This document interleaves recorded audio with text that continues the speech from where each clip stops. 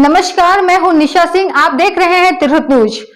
Progress party के राष्ट्रीय अध्यक्ष पुष्पम प्रिया चौधरी मुजफ्फरपुर के रोड शो के दौरान मुजफ्फरपुर शहर विधानसभा के उम्मीदवार डॉक्टर पल्लवी सिन्हा के समर्थन में मतदाताओं से द प्रोग्रेस पार्टी के बारे में वोट देने की अपील की। उन्होंने बिहार के विकास के लिए नए और युवा उम्मीदवारों को मौका देने का अपील किया। तो आप देख रहे हैं कि अभी मैं मुजफ्फरपुर प्रोग्रेस पार्टी की रैली में मैं हूँ और यहाँ पे डॉक्टर पल्लवी सिन्हा की जो रैली निकल रही है, जो लगातार यहाँ पे रैली निकल रही है और इस रैली को लेकर के आप सब देख रहे हैं कैसे रैली चल रही है और सारे लोग सारे प्रत्याशी किस तरह कर रहे हैं आप देख सकते हैं, क्योंकि जनता कहीं ना कहीं चाहती है कि उनकी सारी समस्याएं खत्म हो उनके, और ये प्रोग्रेस पार्टी के ऊपर काफ़ी विश्वास जता रखी है। और अभी आप देख रहे हैं कि इस रैली में मैं खड़ी हूँ, आप सबको अपने चैनल के माध्यम से रूबरू करवा रही हूँ और सारे जनता के बीच में मैं एक ही चीज़ बोलूँगी कि हाँ, यहाँ की जो भी प्रत्याशी आए वो जनता के सारे विकास को लेकर के उनकी समस्याओं को सुने। और इनका सारा कहना है कि अगर इनको जनता वोट करती है तो ये जनता को काफ़ी सुरक्षित, काफ़ी उनके जितने भी समस्या हैं उनको दूर करेंगी।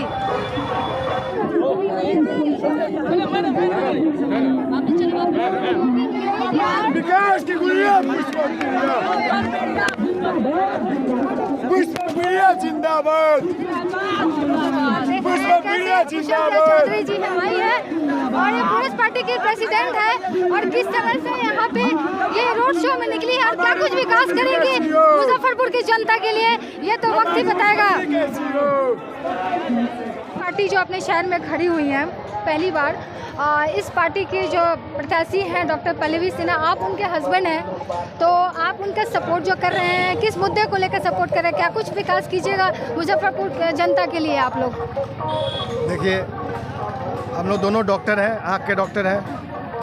हम लोगों का पॉलिटिक्स से कोई नाता नहीं था, लेकिन जब हमने प्लूरल्स पार्टी और पुष्पम प्रिया चौधरी का जो सोच है, जो आइडियोलॉजी है, ये देख करके हमें लगा कि एक अच्छी पार्टी है, ईमानदार पार्टी है, स्वच्छ पार्टी है, ये कुछ करना चाहती है।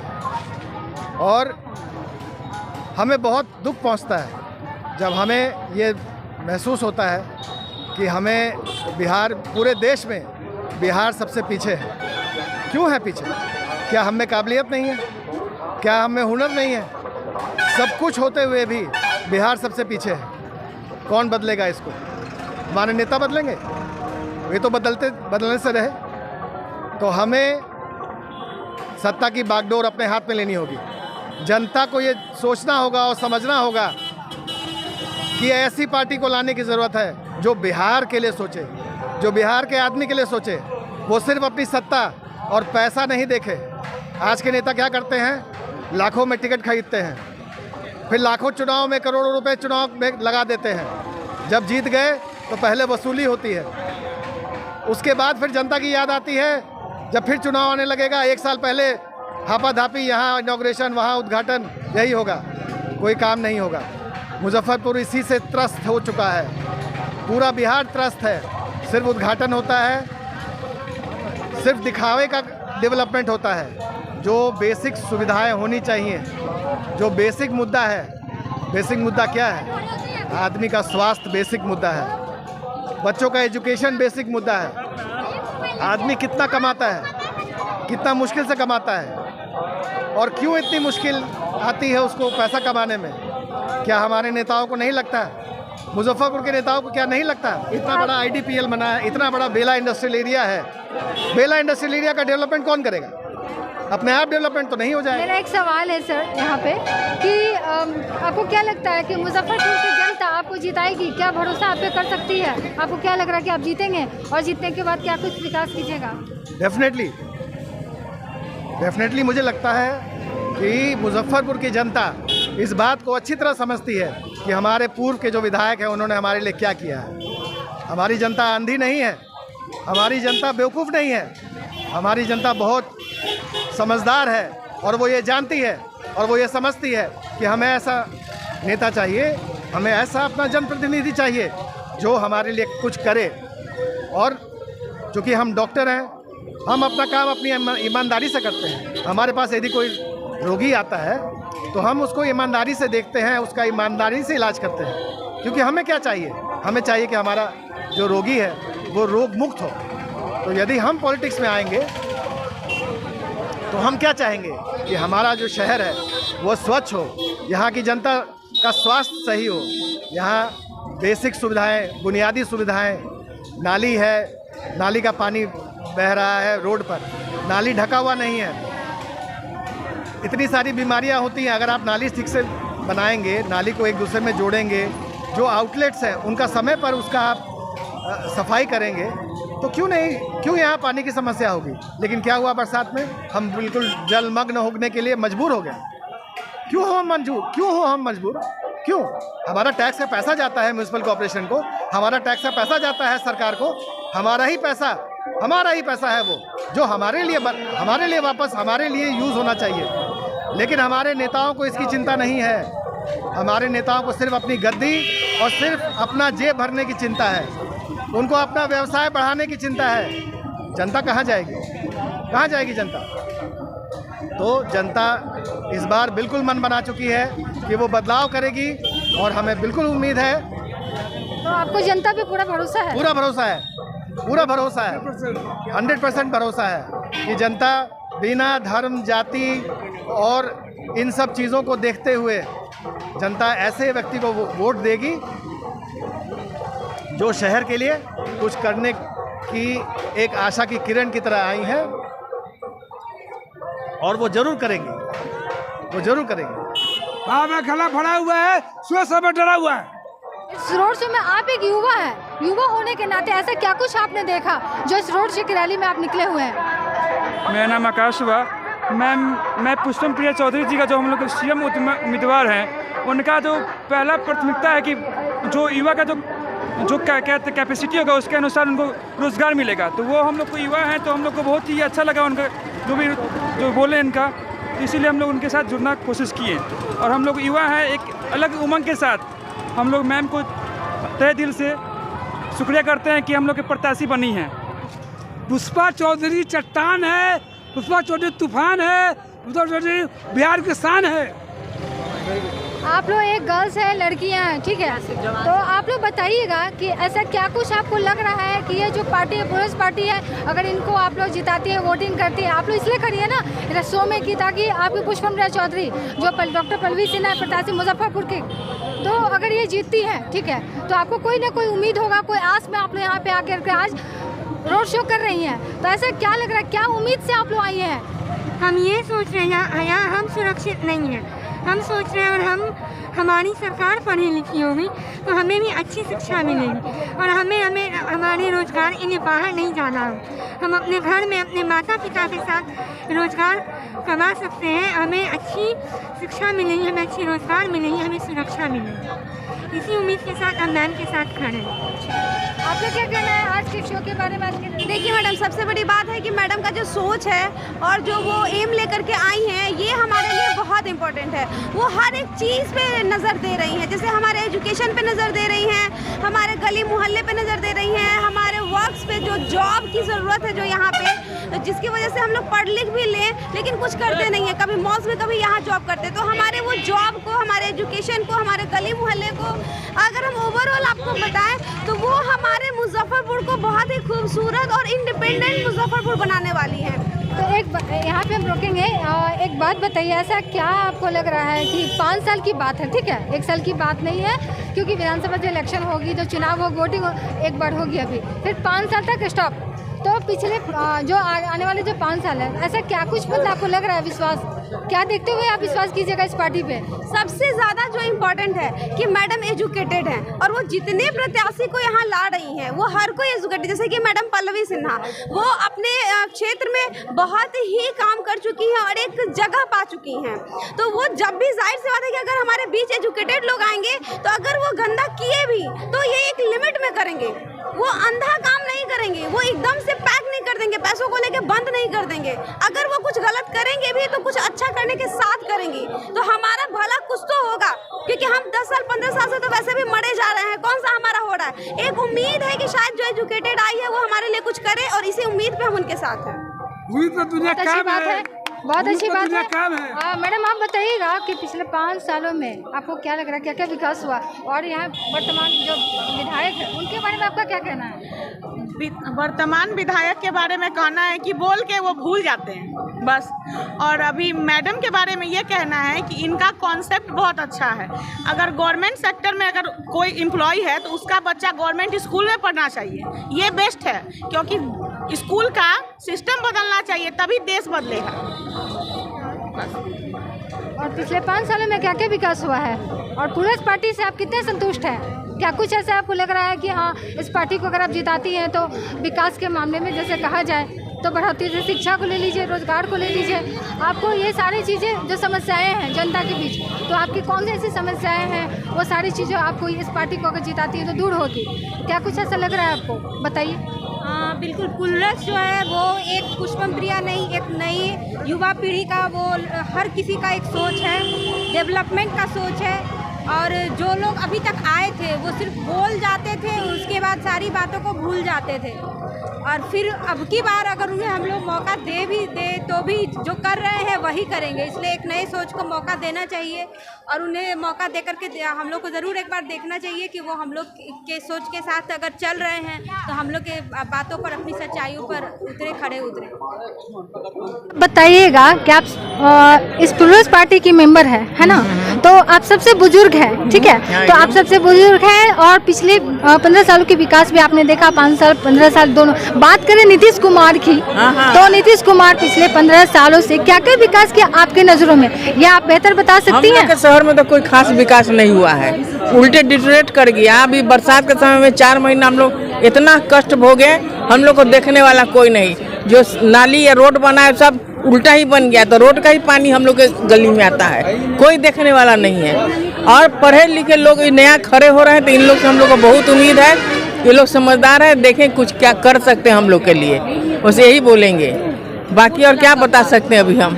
अच्छा। लेकिन इन लोग को, पढ़े लिखे लोग को एक बार चांस देना चाहिए। एक बात बताइए, ये जो पुष्पम प्रिया चौधरी है, ये जो खड़ी हो रही हैं आपके प्रोग्रेस पार्टी से राष्ट्रीय अध्यक्ष, ये आप जो पोस्ट लेना चाह रहे हैं नीतीश कुमार की, तो आपको क्या लगता है ये संभव हो सकता है, वो जीत सकती है, वोटिंग करेंगे आप लोग, और क्या लगता है कि वो सारे कुछ आपकी समस्याओं को दूर करेंगे?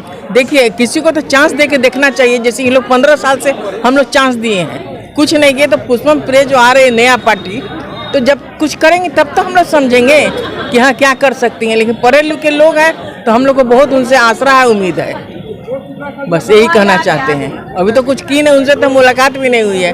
हम लोग तो पल्लवी सिन्हा को जानते हैं, तो इनके चलते जो है सो हम लोग हैं कि जरूर कुछ करेंगी। तो अभी तो कुछ देर में, चंद घंटों में पुष्पम प्रिया चौधरी आपके शहर में आ रही है, रोड शो होने वाली है, और आप उनको रूबरू आप खुद हो जाइएगा।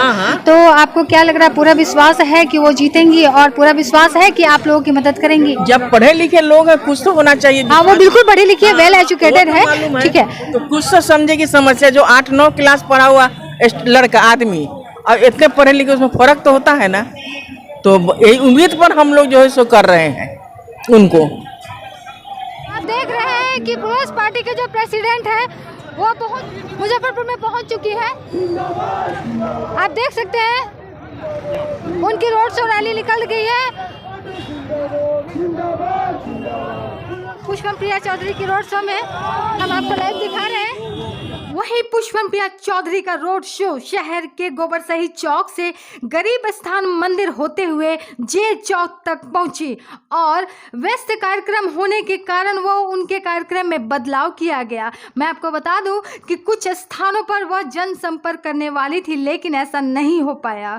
पुष्पम प्रिया चौधरी ने युवाओं से अपील की कि बिहार में बदलाव के लिए युवाओं को आगे आना होगा और एक नए बिहार का निर्माण करना होगा। जिंदाबाद जिंदाबाद जिंदाबाद जिंदाबाद।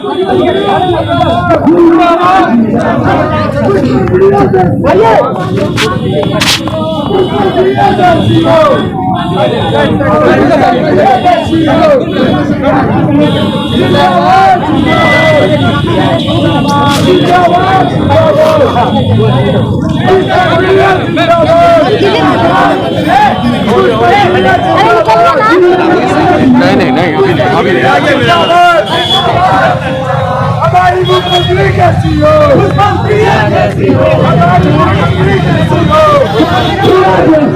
मुख्यमंत्री जिंदाबाद, जिंदाबाद, मुख्यमंत्री जिंदाबाद, जिंदाबाद, कांग्रेस पार्टी की उम्मीदवार डॉक्टर पल्लवी सिन्हा, उनके प्रेसिडेंट पुष्पम प्रिया चौधरी, जो कि अभी मुजफ्फरपुर शहर में आई हैं और रोड शो में निकल रही है। इनकी रैली स्टार्ट है और शुरू है।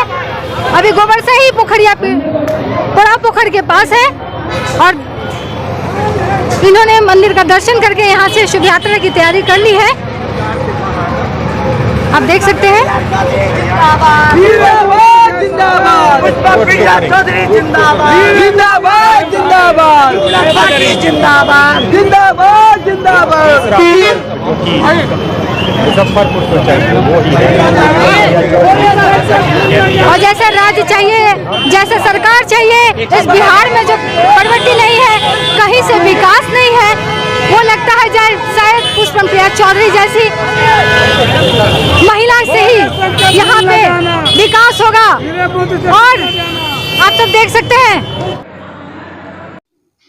और मुजफ्फरपुर के शहरी विधानसभा के उम्मीदवार डॉक्टर पल्लवी सिन्हा ने बताया कि महिलाओं के लिए उत्थान एवं सुरक्षा के लिए विशेष रणनीति बनाई जाएगी। साथ ही उन्होंने कहा कि रोजगार एवं आत्मनिर्भर बनाने की दिशा में कार्य किया जाएगा।